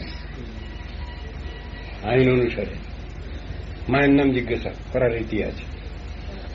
আর ইন্ডিয়ান কালচার, ইন্ডিয়ানের ভিতরে বাপের নাম জিজ্ঞেস করার আছে। হোয়াটস ইউর ফাদার্স নেম বুঝতে হবে। একটা শব্দ আছে ওদের, আন্ট। কেমন? Uncle and aunt.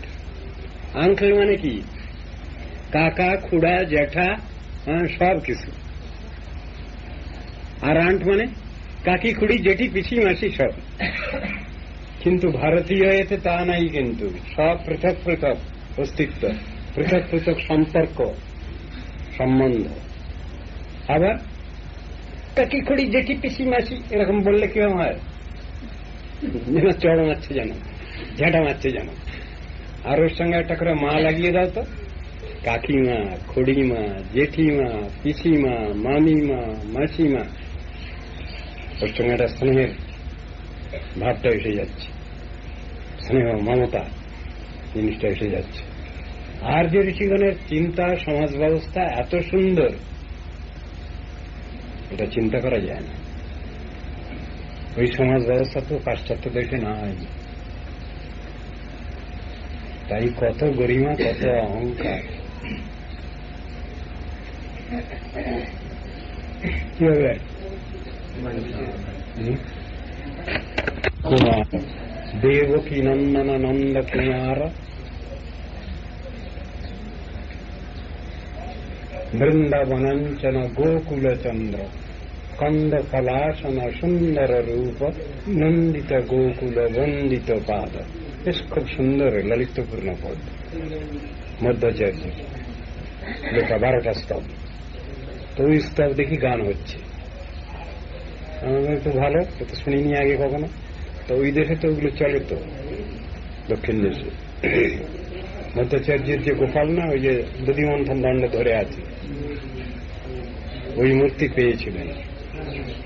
তখন ওই জাহাজ যাচ্ছিল তিলক নিয়ে গোপীতলাও থেকে, ওই গিয়ে এক জায়গায় বেঁধে গেছে, সমুদ্রতে এক জায়গায় বেঁধে গেছে, আরব সাগরে এক জায়গায়। কোথায় জাহাজ, মানে কোথায় পাহাড় টাড়ে কোথায় কোন রকম কিছু একটা হয়েছে, আর নড়ে না সেখান থেকে।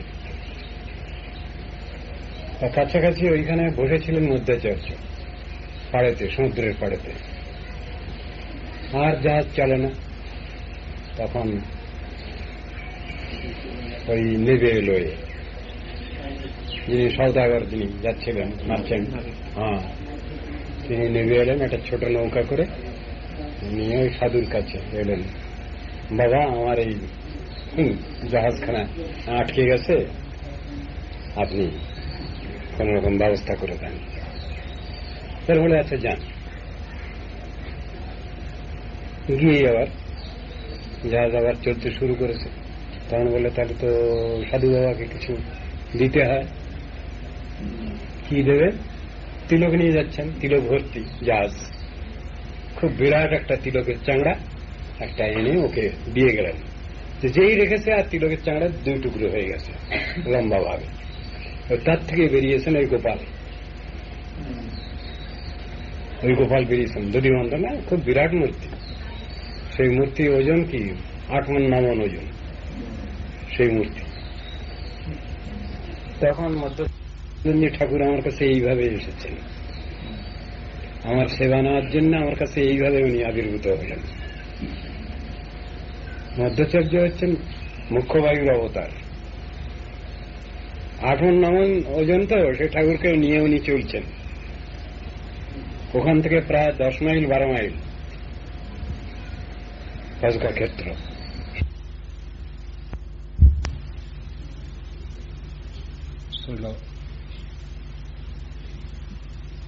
কেশব গোস্বামী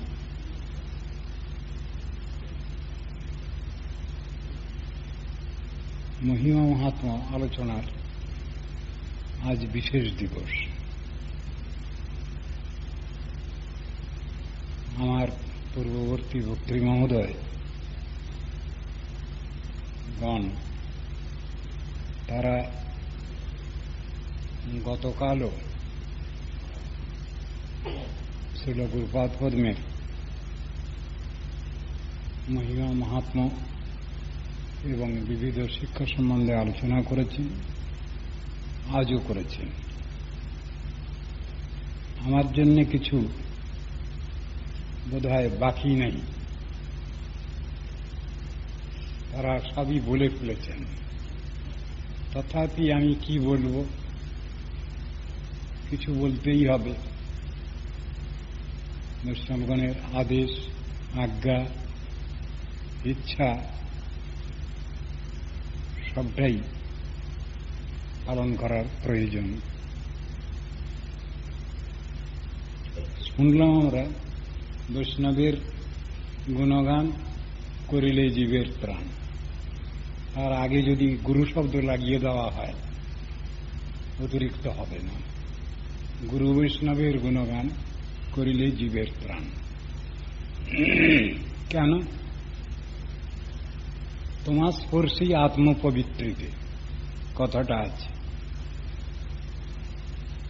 গুরু বৈষ্ণবগণের অতিমর্ত চরিত্র এবং শিক্ষা যদি আলোচনা করি তাহলে আমার চিত্ত শুদ্ধ হয়। সাধন ভজন করবার মতো প্রবৃত্তি জাগে। এই জন্যই বারবার বারবার করে ওটা আলোচনা করতে হয়।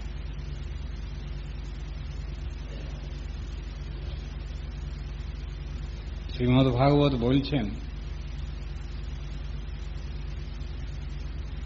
শতান প্রসঙ্গান মম বীর্য সংবিদ ভবন্তি হৃৎকর্ণ রসায়না কথা। সাধুগুরু বৈষ্ণবের যে জীবনী, সেইটাই হল শিক্ষা। তাদের জীবনী এবং শিক্ষা দুটো পৃথক নয়, একই জিনিস। তার জন্য শাস্ত্রে বহু জায়গায় বলা হয়েছে সাধু মহাজনের জীবনটাই শিক্ষা। ভগবান এবং স্বয়ং ভগবান এবং ভগবানের শ্রীমূর্তি, ভগবানের শ্রীনাম যেমন অভিন্ন, আইডেন্টিক্যাল, তদ্রূপ সাধুর জীবনী এবং তার শিক্ষা দুটো একই। কথা শাস্ত্রে বলা হয়েছে। সুতরাং সাধু মহাপুরুষগণের জীবন চরিতে যে যে বিশেষ বিশেষ ক্ষেত্রগুলো দেখা যায়, সেগুলো আমাদের শিক্ষা। ভগবানের বেলায় একটু অন্যরকম হয়। স্বয়ং ভগবান কতকগুলো আচরণ করেন জীবকল্যাণের জন্য, আর কতকগুলো আচরণ ভগবানের নিজস্ব। ভগবানের নিজস্ব যে আচরণ, সেইটাকে যদি আমরা অনুকরণ করি তাহলে আমাদের অমঙ্গল হয়। কিন্তু জীবকল্যাণপর যে আচরণ, সেটা যদি আমরা অনুসরণ করি তাহলে আমাদের কল্যাণ হয়। সাধু গুরু বৈষ্ণবের জীবনীতে তাদেরও নিজস্ব কিছু আছে, যে জিনিসটা সবসময় আমরা অনুসরণ করতে পারি না বা অনুসরণ করবার অধিকার লাভ করি না। আমার বলার তাৎপর্য এই, অনেকগুলো বিষয় আছে যে জিনিসগুলো বদ্ধ দশায় আমরা নিয়ে চলতে পারি না।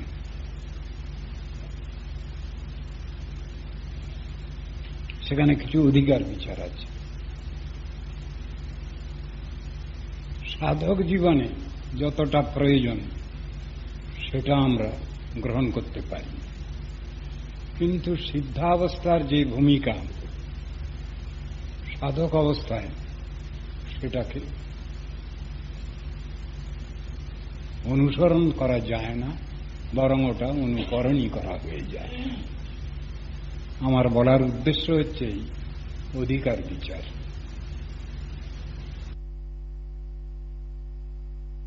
উদ্দেশ্য হচ্ছে এই অধিকার বিচার। সিদ্ধের ভূমিকা সাধক সাধিকা কখনই অনুকরণ করতে পারেন না, করা উচিত নয়। এটাই আমার বক্তব্য বিষয়। লোকোত্তর মহাপুরুষ যারা, তাদের ভিতরে স্নেহ মমতা নিশ্চয়ই আছে, থাকা উচিত, কিন্তু তাদের সেই স্নেহ মমতা পার্থিব জগতের স্নেহ মমতার সঙ্গে সমান নয়, এক নয়। এটা একটা বিচারের কথা। যদি তাদের মধ্যে কঠোরতা কিছু দেখা যায়, সাধারণ বিচারে কিছু কর্কশ ভাব দেখা যায়, বাদ প্রতিবাদমূলক মনোভাব দেখা যায়, তাহলে তার ভিতরেও মঙ্গল আছে। সেই মঙ্গলটা ঠিক আমরা অনেক সময় বুঝে উঠতে পারি না। সেই জিনিসই কৃষ্ণদাস কবিরাজ গোস্বামী ব্যাখ্যা করেছেন চৈতন্য চরিতামৃতে। বজ্রাদতি কঠোরানি মৃদুনী কুসুমাদতি। একজন নিত্যসিদ্ধ নিত্য মুক্ত মহাপুরুষের জীবনে এটা ঘটে। অপার্থিব স্নেহ যেমন তাদের মধ্যে আছে, তেমনি আবার বজ্রাদপি কঠোরাণী, যেখানে ভক্তির বিরুদ্ধ কিছু দেখা যাচ্ছে সেখানে ঘোরতর কঠোরতর প্রতিবাদও আছে। এটা দেখা যায়। আমার পূর্ববর্তী বক্তৃ মহোদয় তিনি বলেছেন গুরুপাদ পদ্মের জীবনে একটা বৈশিষ্ট্য যে তিনি মায়াবাদের বিরুদ্ধে খড়গহস্ত ছিলেন। কেন ছিলেন? যেহেতু তিনি গুরুপদানুগ, তাঁর গুরুপাদ পদ্ম সরস্বতী প্রভুপাদও ওই রকমই ছিলেন। সেই জন্যও তিনি এই লাইনেই বিশেষ প্রচেষ্টা করে গেছেন। কথাটা ঠিক। আমার একটা বক্তব্য হচ্ছে এই, মায়াবাদ তো ভগবদ ইচ্ছাক্রমেই সৃষ্ট হয়েছে, তার জন্য আবার তাকে দূরে সরাবার জন্য বিশেষ প্রচেষ্টা কেন? এক সম্প্রদায়কে বাঁচাবার জন্য আর এক সম্প্রদায়কে টেনে আনা হয়েছে। যারা ভগবত ভক্ত, যারা ভগবানের বিশেষ আনুগত্যকারী, তাদের বাঁচাবার জন্য তথাকথিত ভাট সম্প্রদায়,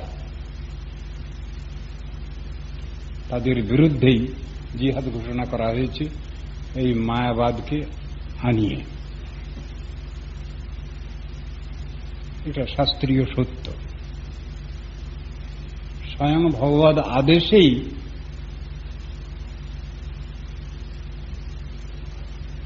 শিব ঠাকুর মায়াবাদ প্রচার করলেন শঙ্কর মূর্তিতে।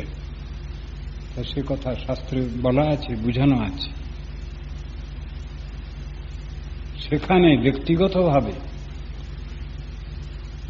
শঙ্করাচার্যের প্রতি কোন রকম ধরনের সমালোচনা করা হচ্ছে না। তার প্রচারিত যে মতবাদ সেইটারই সমালোচনা হচ্ছে।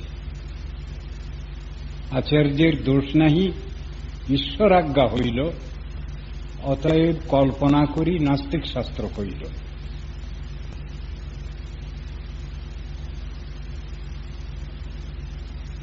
শঙ্করাচার্য যে মায়াবাদ নির্বিশেষবাদ প্রচার করেছেন, সেটা যারা গ্রহণ করবে তারা সেই দোষে দোষী। অর্থাৎ যারা ভগবদ বিরোধী, ভগবানকে যারা মানে না, তারাই ওই বিচারের মধ্যে আবদ্ধ হবে, এবং সেইটাই কষ্টকর অবস্থা। সেই জিনিসটাকে নিশ্চয়ই ভালো বলা হয়নি। মায়াবাদকে বলা হয়েছে মেঘ। সূর্য উদিত, কিন্তু মেঘাবৃত হচ্ছে যখন, তখন সূর্যের কিরণ আমরা দেখতে পাচ্ছি না, সূর্যের বাস্তব সত্তা আমরা অনুভব করতে পারছি না। তা মায়াবাদকে মেঘের সঙ্গে তুলনা করা হয়েছে। মায়াবাদ রূপ মেঘ যখন শতপ্রকাশিত সূর্যকে, চিৎ সূর্যকে ঢাকতে চাচ্ছে, সেটা আমাদের পক্ষে ভালো অবস্থা নয়। জগতের ভাগ্যে ভগবানের বিভূতি নয়, ভগবানের পূর্ণ প্রকাশ আমাদেরই কাম্য বিশেষভাবে। তো মায়াবাদ এমনই জিনিস, শত শত রূপেতে সে তার বিভিন্ন নাস্তিক্য দিক দেখিয়ে দেয় এবং নাস্তিক্য ভাবে আমাদের উল্টো দিকে টেনে নিয়ে যায়। চিৎজড় সমন্বয়বাদ একটা মায়াবাদীর অংশ, জীব ব্রহ্মৈক্যবাদ মায়াবাদের একটা অংশ।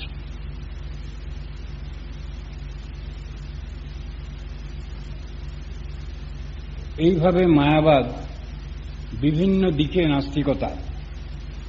নাস্তিকতার শত সহস্র দিক অন্ধকারে আবৃত করছে। এই অবস্থায় শুদ্ধ জীবাত্মার আত্মস্বরূপ জিজ্ঞাসায় বাধাপ্রাপ্ত হচ্ছে এবং সে কি করবে, তার প্রকৃত সাধন ভজন কি, তার আত্মজিজ্ঞাসা কি, তার উপরওয়ালা কি, ঠিক এই সব প্রশ্নের মীমাংসা হচ্ছে না। সেই জন্যই মায়াবাদের বিরুদ্ধে জিহাদ ঘোষণা। মায়াবাদ মানেই এই পৃথিবীতে যত রকম ধরনের নাস্তিকতা আছে মায়াবাদের মধ্যে সবটাই আছে, সবটাই অনুচ্যুত, যত প্রকার নাস্তিকতা।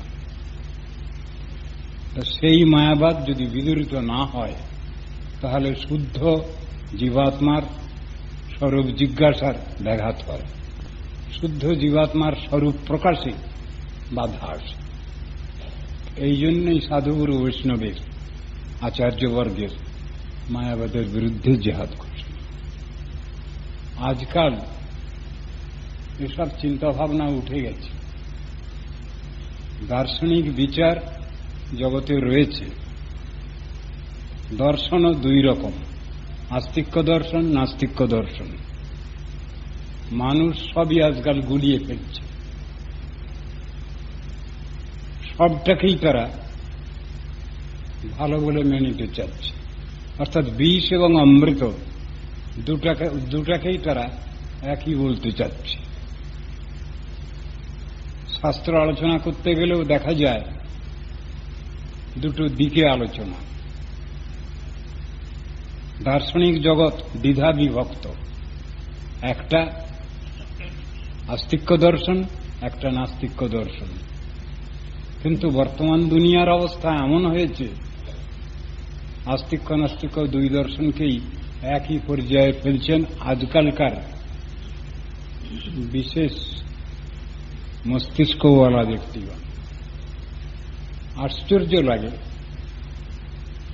যারা ভগবানকে স্বীকার করছেন তারাও যা, আর ভগবানকে যারা অস্বীকার করছেন তারাও তাই।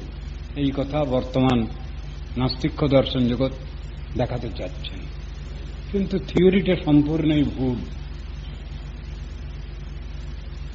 ভালো মন্দের বিচার যেখানে এক, সদসৎ বিচার যেখানে এক, আসুর ভাব দৈবী ভাব যখন এক, ঠিক এই জিনিসই বর্তমানে বাজারে চলছে।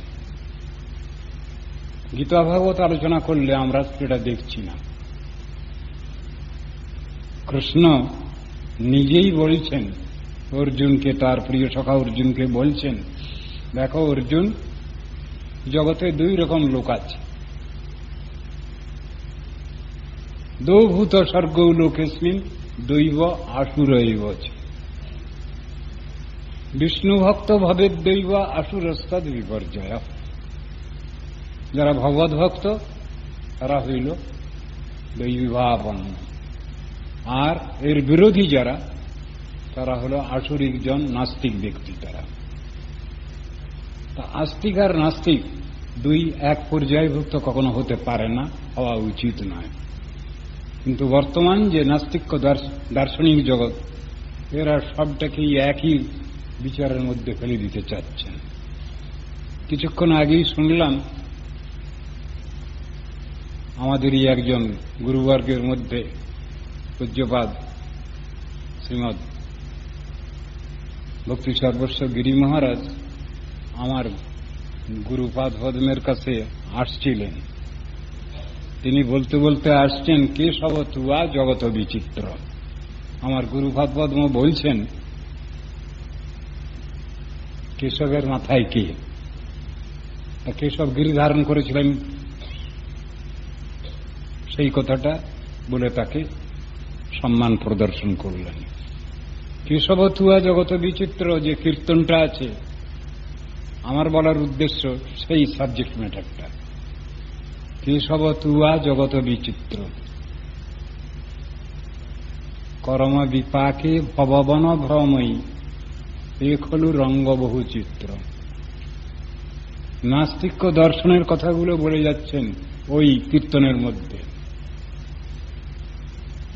কপিল পতঞ্জলি গৌতম কনভোজি, জৈমিনী বৌদ্ধ আও এ ধায়, সবু বঞ্চক তুয়া ভক্তি বহির্মুখ, ঘটাও এ বিষম পরমাদ। ভালোভাবে কিন্তু নিতে পারেননি পদকর্তা। বলছেন এরা জগৎ বঞ্চক, জগৎকে বঞ্চনা করছেন, জগৎকে প্রকৃত শিক্ষা থেকে বঞ্চিত করেছেন। তা যারা জগৎকে প্রকৃত শিক্ষা, ভগবত শিক্ষা, ভগবত ভজন শিক্ষা থেকে বঞ্চিত করছেন, তাদের ভালো বলবো কি করে? তারপর জগৎ ধ্বংসের কার্যই করছেন। যাতে জগৎ সংরক্ষিত হয়, ঠিক পথে চলে, সেই শিক্ষাটাই তো আমাদের গ্রহণ করতে হবে। জগতে আস্তিক নাস্তিকের সমান কি একই হবে? ভালো মন্দের বিচার থাকবে না? সৃষ্টি আর ধ্বংস দুটো একই হবে? পার্থিব জগতের যতগুলো কথা আছে, দার্শনিক জগতে যতগুলো কথা আছে, সবগুলোই দুই ভাগে ভাগ করা হয়েছে। স্নেহ মমতার কথাই ধরা যাক। স্নেহ মমতা নিয়ে যদি আমরা আলোচনা করি, তাহলে স্নেহ মমতাও দুরকম। পার্থিব জগতের স্নেহ মমতা, এর দ্বারা আমাদের খুব বেশি দূর কল্যাণ হয় না। খুব বেশি পর্যন্ত যদি হয় স্বর্গ, তার থেকেও যদি কিছু বেশি চিন্তা করি, তাহলে সপ্তমেতে যাবে, ভূর্ভুবস্বর মহাজন তপসত্য পর্যন্ত আমরা এই ভূলোকে আছি, বাস করছি। এরপরে আছে ভুবলোক, অর্থাৎ পিতৃলোক। থার্ড ডাইমেনশনে আছে স্বরলোক, স্বর্গ। এখানে কারা যায়? পুণ্যকামী ব্যক্তি, তাদের স্বর্গে গতি হয়। তারপরেই বলছেন, যারা গুরুগৃহে থেকে ব্রহ্মচর্য পালন করেন, গুরুদেবের আদেশ নির্দেশ, শাস্ত্রের আদেশ নির্দেশ নিয়ে চলেন, তাদের গতি পরবর্তী স্টেজে, মহালোকে। তারপরে বলছেন উপকুর্বান বৃহৎব্রতী, সেকশন ভাগ করেছেন, তাদের কেসটা পরে। তারপরে বানপ্রস্থিদের কেস এসেছে, তারপরে সন্ন্যাসীদের। এই পর্যন্ত এক ধরনের ব্যবস্থা। কিন্তু যারা সাধন ভজন করে আরো উন্নততম স্থানে যাচ্ছেন, তাদের গতি বৈকুণ্ঠ, বৈকুণ্ঠ গতি তাদের, বিরজার পরপারে। তার ভিতরে আবার ভাগ করা আছে। বৈকুণ্ঠের ভিতরে সেখানে ভাগ করা হয়েছে ঐশ্বর্যপর স্থান। মথুরা, দ্বারকা।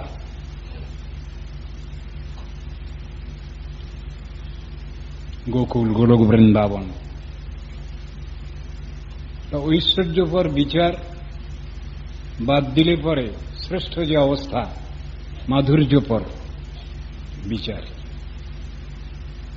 সে বিচারের কথাও দেখানো হয়েছে। সাধন ভজনের ক্ষেত্রটাও ঠিক এইভাবেই বিচার করা হয়েছে। বিধি নিষেধ নিয়ে যেখানে চলছে বৈদিক ভক্তির কথা শাস্ত্রে বলা হয়েছে,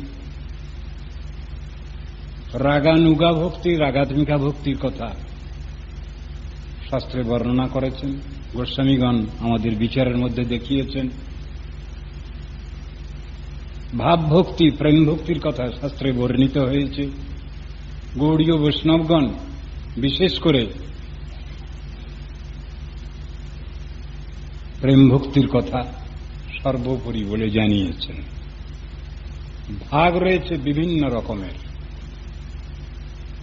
শাস্ত্রে বর্ণনাও সুন্দরভাবে আছে।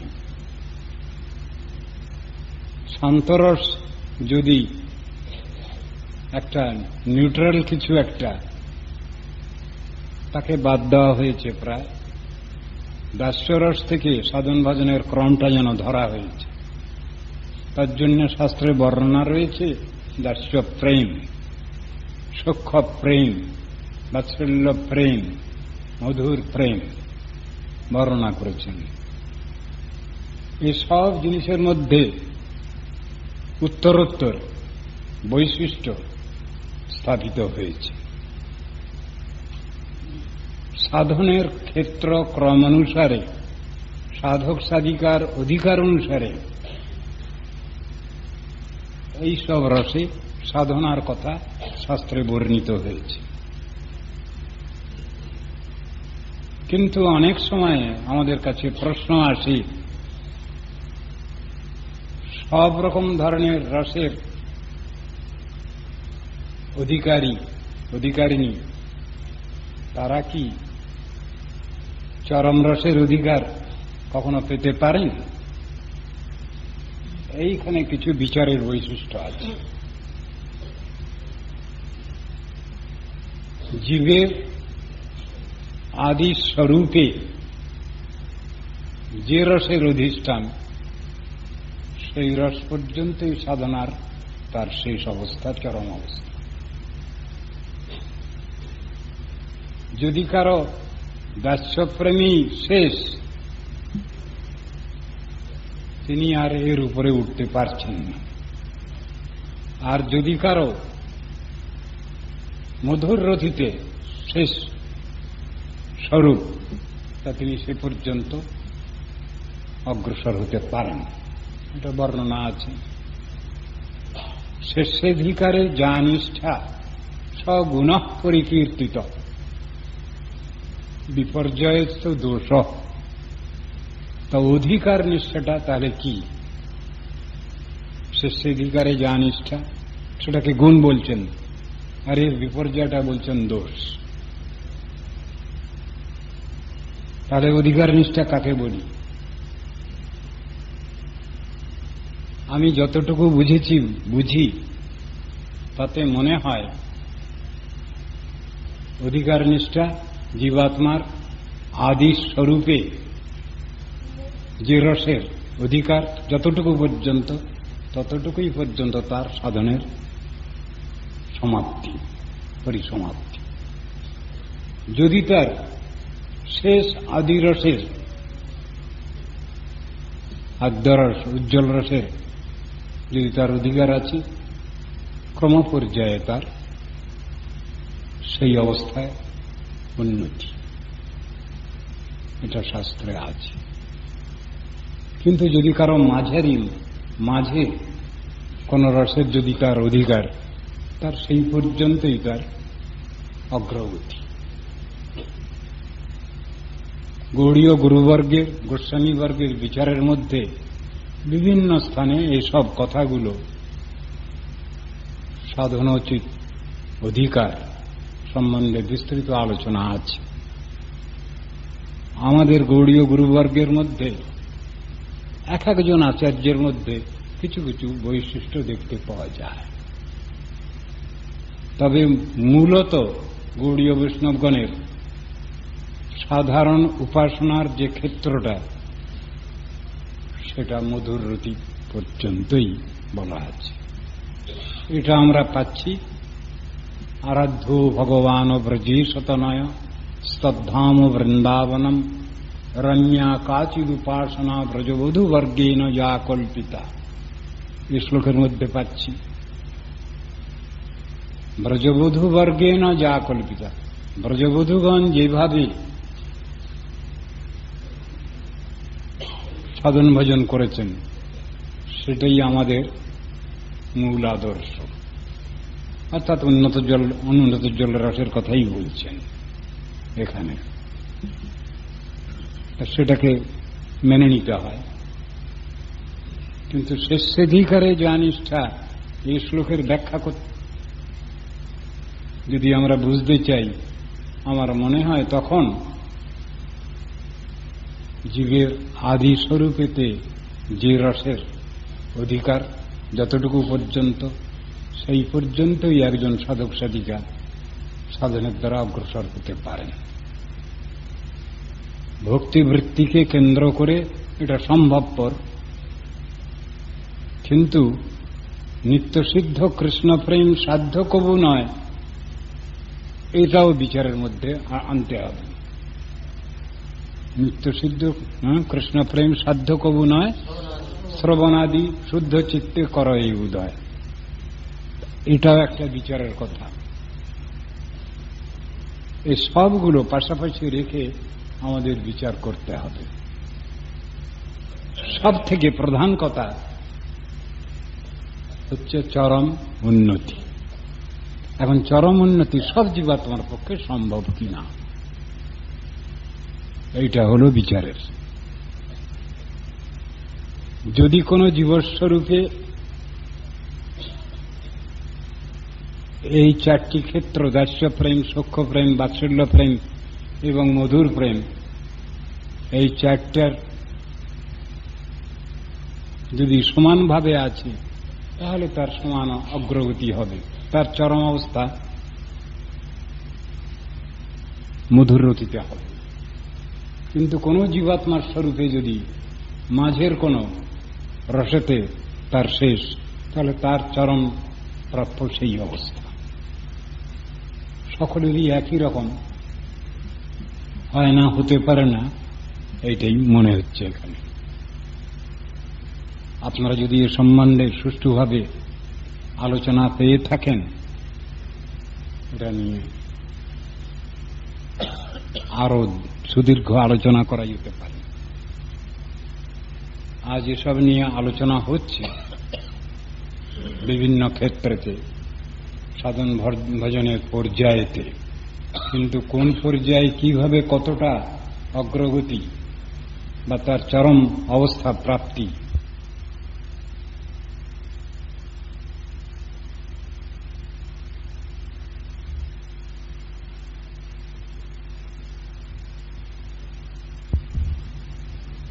আমাদের গুরুবর্গের, গৌড়ীয় গুরুবর্গের সাধন ভজন পদ্ধতির সঙ্গে অন্য কোন সম্প্রদায়ের কোন সাধন ভজনের পদ্ধতির সঙ্গে মিল হবে না। কোন স্থানে তারা